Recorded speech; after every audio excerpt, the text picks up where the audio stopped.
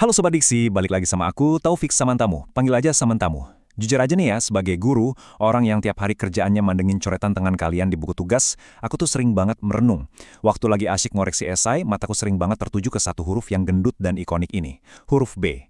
Nah, di penjelasan kali ini, kita bakal menyelam ke sebuah misteri sehari-hari yang mungkin gak pernah kalian sadari sebelumnya. Kita bakal bongkar habis sejarah dan asal mula dari huruf kedua di alfabet kita ini. Coba deh kalian perhatiin lagi. Huruf B modern itu kan punya dua perut yang gendut, ya kan? Tapi kalian harus tahu, ribuan tahun yang lalu, huruf B ini bentuknya cuma kotak kaku dan sama sekali nggak punya perut. Malah bentuknya tuh lebih mirip senjata bumerang daripada huruf yang biasa kita tulis. Ini kan mancing sebuah pertanyaan besar banget, gimana ceritanya bentuknya bisa berubah sedrastis itu? Dan yang nggak kalah bikin penasaran, kenapa sih posisinya selalu nempel, diletakkan persis setelah huruf A? Buat nemuin jawabannya, kita harus sedikit time travel. Perjalanan kita bakal ngelewatin 3 era utama. Kita mulai dari tahun 2000 sebelum Masehi di kawasan Mesir dan Sinai, terus maju ke tahun 1000 sebelum Masehi bareng bangsa Fenisia, sampai akhirnya mendarat di tahun 800 sebelum Masehi di tengah peradaban Yunani kuno. Oke, perhentian pertama kita tahun 2000 sebelum Masehi, masa di mana denah lantai sederhana mulai berubah wujud. Jadi gini, sama kayak huruf A, huruf B ini juga lahir di tanah Mesir dan semenanjung Sinai. Kalau A kan awalnya dari gambar kepala banteng, nah piktogram asli buat huruf B ini disebut bet. Dalam bahasa Semit kuno, bet itu secara harfiah artinya rumah atau tempat tinggal. Tapi jangan langsung ngebayangin rumah tingkat yang ada garasinya ya. Zaman dulu tuh rumah sederhana banget, bentuk aslinya bener-bener cuma gambar denah lantai satu ruangan berbentuk kotak kaku dengan satu pintu masuk. Sesederhana itu. Nah, ini dengan sangat cerdas mengilustrasikan logika emosional dari orang-orang zaman dahulu. Coba bayangin deh perasaan mereka. Huruf A atau Alep si banteng itu kan simbol kekuatan yang meledak-ledak, perburuan yang super melelahkan, dan energi mentah. Terus, setelah mereka capek seharian berburu banteng di luar sana, apa coba yang paling mereka butuhin? Jelas, mereka butuh tempat buat pulang, ngisi ulang energi, rebahan, dan berlindung. Itulah alasan filosofis kenapa huruf B diletakkan tepat setelah A. Makanya ada pepatah keren yang bilang, kekuatan itu harus diikuti dengan perlindungan. A itu energinya, dan B itu wadahnya. Huruf B udah jadi simbol paling utama buat kenyamanan, keluarga, dan stabilitas sejak zaman dulu. Kalau huruf A adalah energi awal yang liar, huruf B adalah rumah yang nampung energi itu biar nggak berantakan. Benar-benar harmoni yang luar biasa dari peradaban masa lalu kan? Terus gimana ceritanya si rumah kotak ini bisa berubah? Yuk kita lompat 1000 tahun ke depan, ke tahun 1000 sebelum Masehi, di era di mana kecepatan adalah segalanya.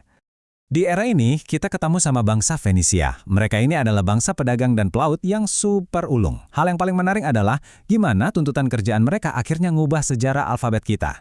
Karena bisnis mereka itu bergeraknya cepat banget, tulisan juga harus ikut ngebut. Mereka harus ngukir catatan transaksi ke atas batu dengan jauh lebih cepat. Mengukir kotak yang kaku itu buang-buang waktu banget dan sama sekali nggak efisien buat bisnis mereka. Akhirnya, bentuk kotaknya mulai diakali. Dari bentuk kotak denah rumah yang asli, mereka nambahin satu garis memanjang di bawahnya, yang kelihatan kayak ekor atau tiang penyangga. Bentuknya jadi nggak kaku lagi, tapi punya tangkai penopang biar lebih gampang ditulis secara mengalir. Di titik ini kita dapat satu pelajaran penting, bahkan konsep kokoh kayak rumah aja harus mau sedikit fleksibel, supaya bisa terus bertahan hidup di era yang serba cepat. Tapi perjalanan kita belum kelar. Sekarang kita maju ke tahun 800 sebelum Masehi untuk melihat evolusi estetikanya. Bangsa Yunani ini emang paling jago kalau disuruh bikin sesuatu jadi kelihatan estetik dan simetris. Pas bentuk dari Fenisia tadi sampai ke tangan mereka, mereka ngubah namanya dari bet jadi beta. Orang Yunani ini sangat mementingkan bentuk visual yang mengalir indah, apalagi mereka udah nulis di atas gulungan kertas papirus yang halus, bukan lagi dipahat di batu bata. Jadi, poin krusialnya ada di modifikasi fisik yang mereka lakuin ini. Pertama, mereka mutar arah hurufnya.